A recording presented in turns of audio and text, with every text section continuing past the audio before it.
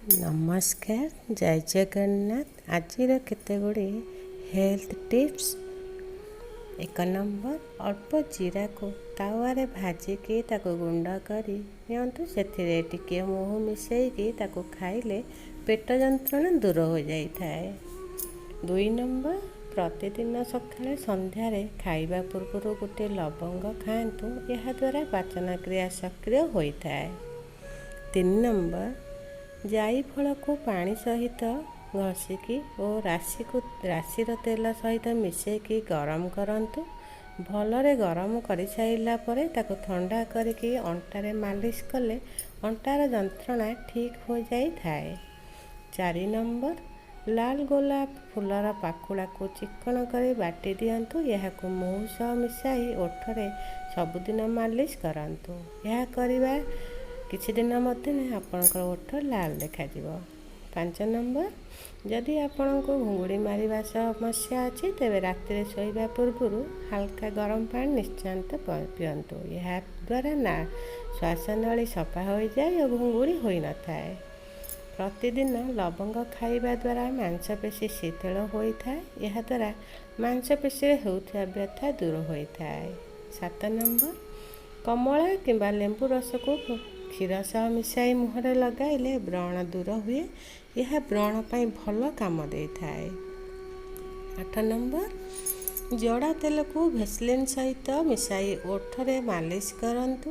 ଏପରି ଦିନକୁ 2-3 ଥର କରିବା ଦ୍ୱାରା ଏହା ଆପଣଙ୍କର ଓଠ ଫଟା ଦୂର କରିବା ସହ ଓଠରେ କଳା ଅଂଶ ଦୂର ହୋଇଥାଏ। 9 ନମ୍ବର, ମାସକୁ ଥରେ କରି ନାକରେ 1 ଟୋପା ନିମ୍ବ ତେଲ ପକାଇ ଏଥିରେ ଦୃଷ୍ଟିଶକ୍ତିର ବିକାଶ ଘଟେ ଏବଂ ଅବେଳରେ ଚୁଟି ପାଚିବା ବି ହ୍ରାସ ପାଇଥାଏ। 10 ନମ୍ବର, ଘି କୁଆଁରୀ ରସକୁ ଓଠରେ ମାଲିସ କଲେ ଓଠ ଫାଟିବା ବନ୍ଦ ହୋଇଥାଏ। 11 ନମ୍ବର, ଭଜା ହୋଇଥିବା ଧନିଆ ଖାଇଲେ ଶରୀରରେ ଶକ୍ତି ବଢ଼ିଯାଇଥାଏ। 12 ନମ୍ବର, ଶୁଖିଲା ନିମ ଗଛର ପତ୍ରର ଗୁଣ୍ଡ, ମୁଲତାନ ମାଟି ଏବଂ ଗୋଲାପ ଜଳକୁ ମିଶାଇ ମଲମ ତିଆରି କରନ୍ତୁ। ପ୍ରତିଦିନ ଏହାକୁ ମୁହଁରେ ମାରିଲେ ବ୍ରଣ ଦୂର ହୋଇଥାଏ। 13 ନମ୍ବର, ଟମାଟୋରେ ଭିଟାମିନ୍ ଏ ପ୍ରଚୁର ମାତ୍ରାରେ ରହିଥାଏ। ଏହା ଆଖିର ଦୃଷ୍ଟିଶକ୍ତି ବଢ଼ାଇବାରେ ସାହାଯ୍ୟ କରିଥାଏ।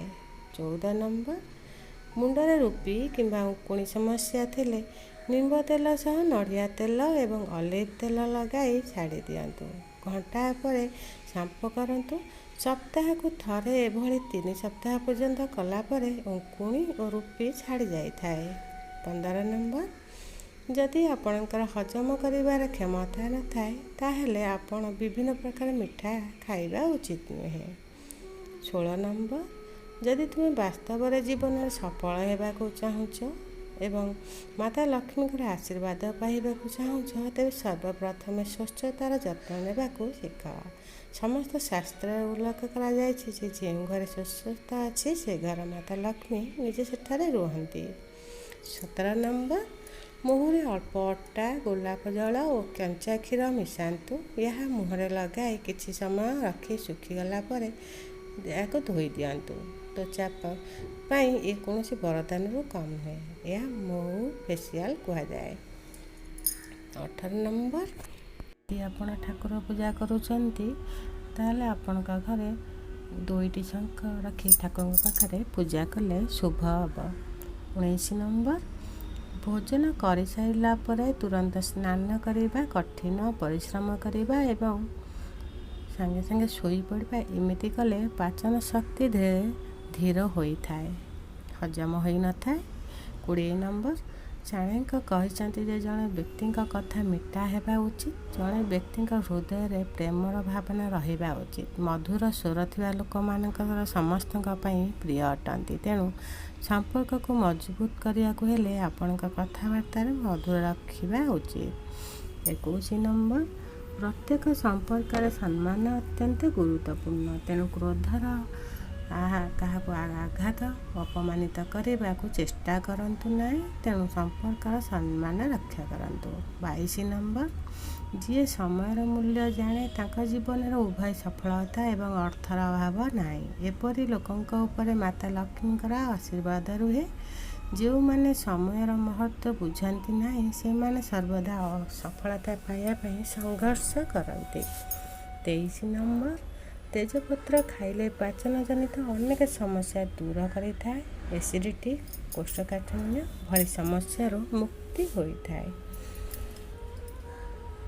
ଯେଉଁ ବ୍ୟକ୍ତିମାନେ ଟାଇପ୍ 2 ଡାଇବେଟିସ୍ ପୀଡ଼ିତ ସେମାନଙ୍କ ପାଇଁ ତେଜପତ୍ର ଖୁବ୍ ଲାଭଦାୟକ।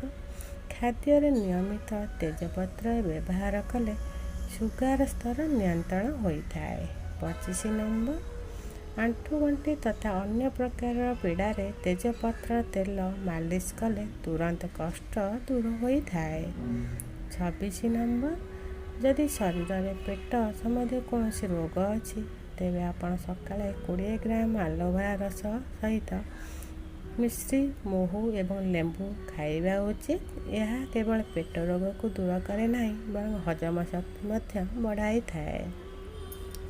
27 ନମ୍ବର, କଞ୍ଚା କଦଳୀରେ ପୋଟାସିୟମ୍ ଭରପୁର ହୋଇ ରହିଛି। ଏହା ଶରୀରର ରୋଗ ପ୍ରତିରୋଧକ ଶକ୍ତି ବଢ଼ାଇଥାଏ ଏବଂ ଦିନ ତମାମ ଶରୀରକୁ ଫୁର୍ତ୍ତି ରଖିଥାଏ।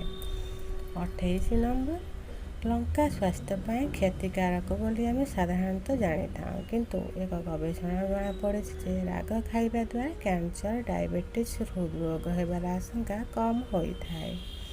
29 ନମ୍ବର, ଝାଡ଼ା କିମ୍ବା ବାନ୍ତି ହେଉଥିଲେ କଲରା ଜୁସ୍ର କଳା ଲୁଣ ପକାଇ ଅଳ୍ପ ପିଇବା ଦ୍ୱାରା କିଛି ମାତ୍ରାରେ ଶରୀରକୁ ଉପଶମ ମିଳିଥାଏ। 30 ନମ୍ବର, ପ୍ରତି 10ରୁ 15 ଦିନ ମଧ୍ୟରେ ଦିନଟିଏ କଲରା ଖାଇବା ଉଚିତ। ଅନ୍ୟ ପରିବା ଓ ଫଳ ଅପେକ୍ଷା କଲରାରେ ଅଧିକ ଔଷଧୀୟ ଗୁଣ ରହିଛି। 31 ନମ୍ବର, ପଣସ ଖାଇସାରିବା ପରେ ପାନ ଖାଇବା କଥା ନୁହେଁ। 32 ନମ୍ବର, ନାକରୁ ରକ୍ତସ୍ରାବ ହେଲେ ନାକରେ ଦେଶୀ ଘିଅ ଲଗାଇଲେ ନାକରୁ ରକ୍ତସ୍ରାବ ହେବା ବନ୍ଦ ହୋଇଯାଇଥାଏ। 33 ନମ୍ବର, ଜିରାର ମୋଟାପା କମାଇଥାଏ ଏବଂ କୋଲେଷ୍ଟ୍ରଲ୍ ବି ନିୟନ୍ତ୍ରଣ କରେ। 34 ନମ୍ବର, ଗାଜରରେ ପ୍ରଚୁର ପରିମାଣରେ calcium, vitamin A, B, C ରହିଥାଏ ଏବଂ ହୃଦଘାତ ଜନିତ ସମସ୍ୟାରୁ ମଧ୍ୟ ଦୂର କରିଥାଏ। 35 ନମ୍ବର, ଦିନକୁ ଗୋଟିଏ ସେଓ ଖାଇଲେ ଡାକ୍ତରଙ୍କଠୁ ଦୂରରେ ରହିଥାଏ। ସେହିପରି ଗୋଟିଏ ନାସପାତି ଯଦି ଦିନକୁ ଗୋଟିଏ ଲେଖା ଖାଇବ ତାହେଲେ ମୋଟାପା ଦୂର ରହିଥାଏ। 36 ନମ୍ବର, ଯକୃତ ରୋଗର ଦଣ୍ଡିସ୍ ହେଉଛି ସବୁଠାରୁ ଗୁରୁତ୍ୱପୂର୍ଣ୍ଣ ଲକ୍ଷଣ। ଯଦି ତୁମେ ଆଖି, ନଖ ହଳଦିଆ ହୋଇଯାଉଛି ତେବେ ତୁରନ୍ତ ଡାକ୍ତରଙ୍କ ସହିତ ପରାମର୍ଶ କରିବା ଉଚିତ।